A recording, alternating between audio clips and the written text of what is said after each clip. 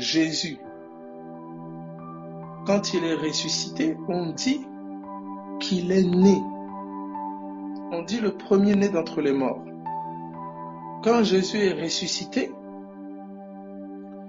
on dit que je t'ai engendré aujourd'hui. C'est-à-dire que Jésus est né à la résurrection. Mais c'est bizarre parce que quand il est sorti des eaux du baptême, le ciel a bien dit mon fils. Donc il était là.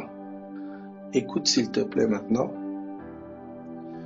C'est là que tu vas voir qu'intervient la foi. Fils par la foi. Écoute s'il te plaît. En fait, quand Jésus s'est fait baptiser, il a posé, c'est-à-dire c'était la foi dans sa mort. Écoutez bien s'il vous plaît. Jésus n'a pas embrassé sa mort à la croix. Il a embrassé sa mort dès le baptême. Et tu vas comprendre comment, quand tu t'es fait baptiser, tu t'es fait enterrer. Tu as déclaré spirituellement que tu es mort. Écoute bien s'il te plaît. Tu as déclaré ta mort charnelle devant les esprits, devant les autorités hautes. Le problème, c'est que tu résonnes comme un vivant charnel.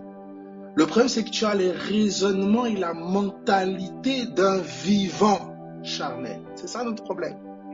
Maintenant, tous les démons et les esprits qui avaient domination sur toi à cause de ta chair, donc à cause de ton sang, les héritages de sang, les liens, les ceci, les cela, dès l'instant où tu as acté ta mort par le baptême, tu as signé le divorce avec eux.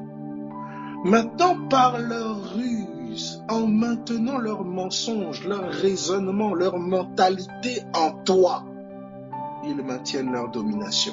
Une domination qui naît officiellement, légalement sur le plan spirituel, terminée. Et ils le savent. Ils savent que quand Christ est mort à la croix, les actes dont les ordonnances nous condamnaient ont été cloués.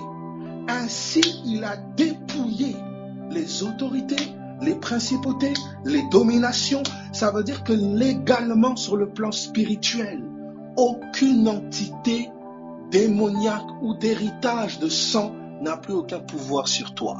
Ça, c'est la vérité légale sur papier, écrit dans le ciel. Maintenant, c'est là qu'intervient le bon combat de la foi.